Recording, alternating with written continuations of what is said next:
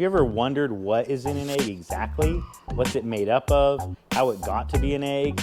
Well, part of the process is this little girl right here. This is an 11-month-old Ancona hen. Very vocal, somewhat flighty birds, but very prolific white egg-laying chickens. And we're gonna follow her egg laying this next week, and we're gonna feed her and her 3 sisters different types of feeds that we feed at Simply Country to our birds and that we sell. And we're gonna see egg development, we're gonna see how the egg changes, we're gonna see how many days it takes each of them to lay an egg, and we're gonna show you different things that we found that are in the feeds that help the hens to perform better, and maybe some things that don't help them very much. So come check out these 4 different layer feeds that we're gonna feed. We have organic layer pellets, non-GMO layer pellets, conventional layer pellets, and a non-GMO ultimate layer pack with mixed grains. These 4 feeds that we'll be testing out on the Anconas, they are all made from the manufacturer Bar Ale Feed in Williams, California. Here's a look at the different ingredients in the 4 types of feed we'll be feeding to our Ancona hens. So this is our 16% protein layer pack mini pellet. This one has your pellet in it, which is these little mini guys here. Also has pieces of cracked corn and pieces of oyster shell for calcium and for good egg production.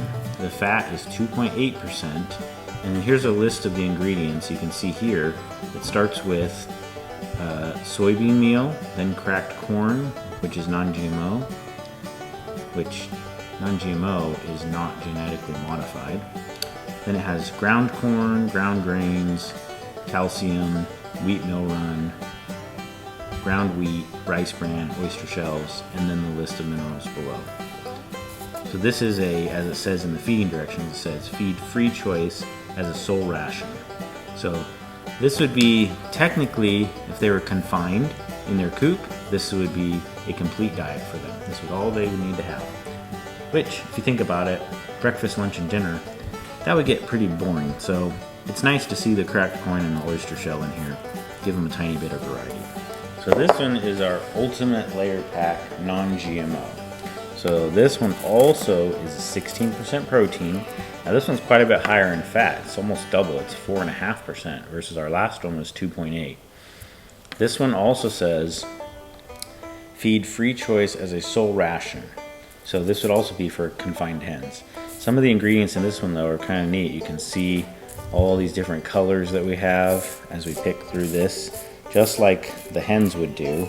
That is a piece of Milo, there's a piece of wheat, there's a small piece of oyster shell right here at the end of the pencil.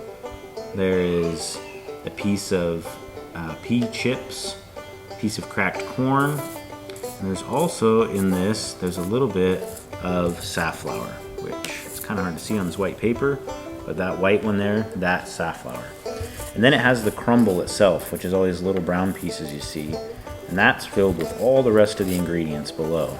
All these minerals and things that they need if they're confined, and then this diet would have it. This probably looks the most appetizing out of the different ones we're going to look at.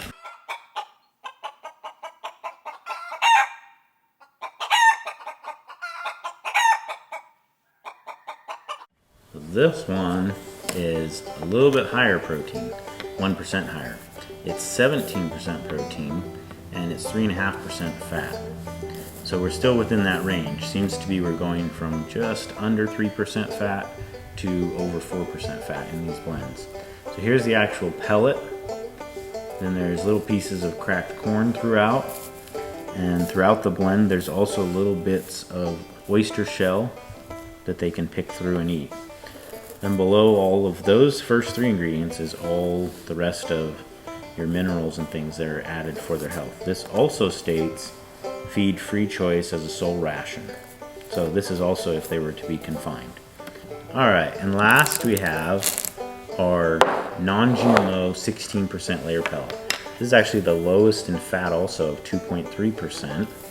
And this is the ingredient list. It has ground corn, ground peas, sunflower meal, wheat mill run, and then it has the rest of all your minerals and things added.